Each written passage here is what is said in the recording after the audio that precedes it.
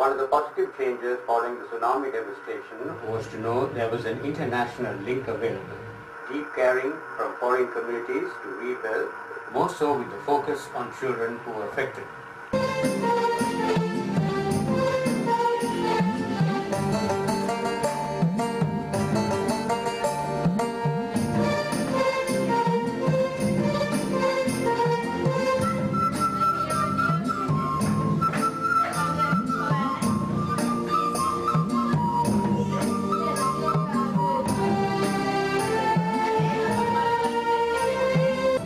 Be it working in the classroom with the kids, sweating in the sun, working on chairs, which I didn't like at all, but I had to do it nonetheless.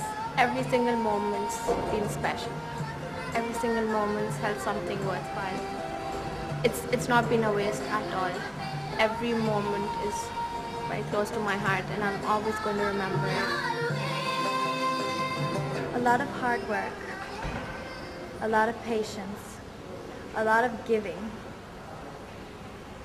and just being very tired towards the end from trying your utter best to give back to these people, because they really do deserve it.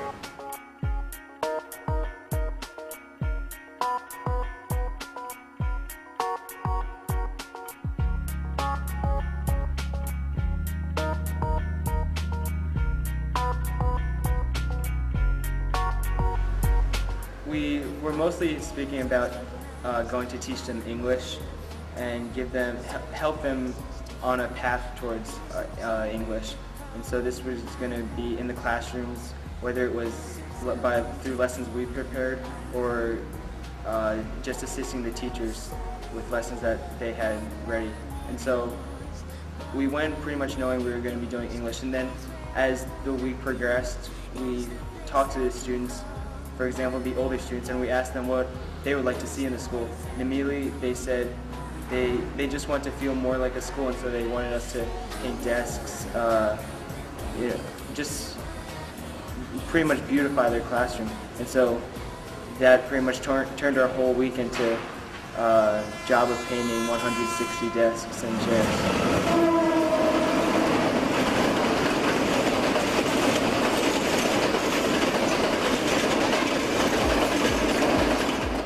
This project was very meaningful for me. Like, once I found out that, as soon as Mr. Nicholson announced to the school that he wanted to actually take students to kind of the ground zero where that happened, to actually do something here rather than send materials or send money, I was interested from the beginning, just because you always hear like something's happened at the other end of the world. These things don't usually happen to us, like the top 1% of the world, where we're so privileged in that we have nice homes. We don't worry about meeting our basic human kinds of needs. Well, I wasn't expecting it to be easy, and so when we first started, it was a little bit difficult because we weren't used to or familiar with the children at the school, and they weren't used to us, and so there's a little timidness on both sides of it. But as the week went on, it did get easier, and we were able to make friends with the children, which is what we were really there to do, and so that made things a lot easier. That really lies at the heart of this experience. We want them to make a difference here, but we want their experience here to make a difference in their own lives. And I'm certainly seeing that in the comments and the way in which they're carrying themselves. When I first came, I was really almost afraid, about, how I would talk to the kids. But, I mean, it was really, just touching because they were so enthusiastic about us. And they wanted to help us so much. I wanted to do something. I could have given money or resources to them, but as we've seen, that is not enough. For example, when we went to these whole schools, they thought we were just NGOs and we would just bring stuff. But I could have done that without going here. I could have just given things to NGOs, the Red Cross, and they could have given it to the people. But it really made a great difference with us being here. I mean, we were actually out there. We were meeting children, teachers, we were meeting people in the community in Hikkaduwa who were affected. by the tsunami. We were listening to them, we were helping them, we were laughing with them, we were teaching them, we were learning from them. And I mean, I know we all say, wow, we've all done a great thing, and maybe that's pushing it a little too much, but I do feel that we've actually accomplished some good here. Y'all ready for this?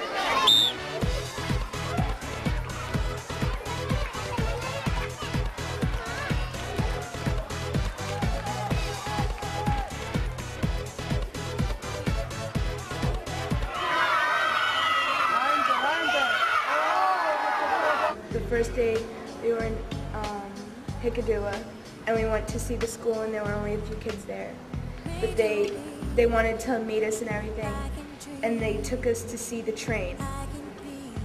And it was hard for me after seeing the devastation, but the train, you could see every little detail up close, like what you couldn't see when you were just driving down the road. And these kids, they weren't sad, they weren't like mourning or anything, they were just kind of standing there pointing little things to us. Come. Come. This is our drawing. We put it this afternoon after we finished helping the school. And it represents the train doing the tsunami.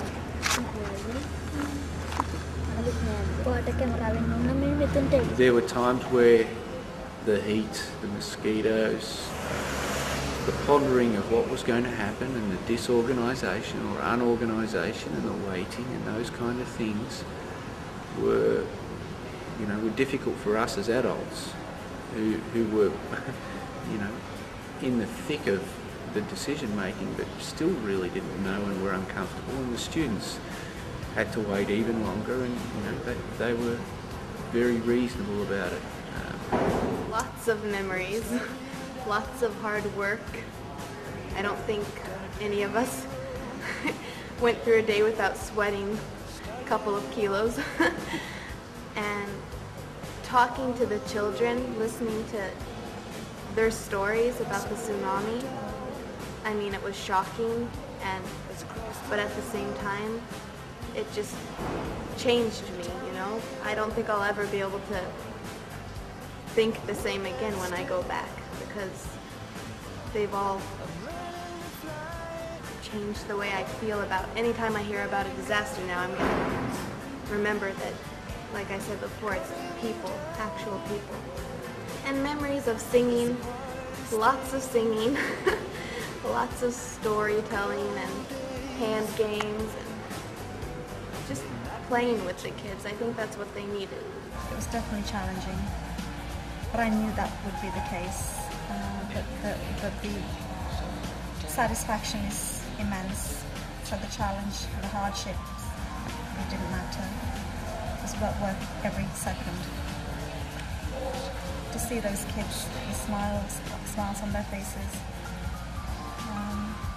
just raising the morale, their self-esteem, making the kids feel good. Personally, I got attached to this little girl, and her name was Sashini, and I always bug my friends about it because she's such a cute little girl. It really impressed me, and not only did I help her, she had a smile on her face in the end, which she didn't have in the beginning, and she gave me a smile on my face, which really meant a lot to me.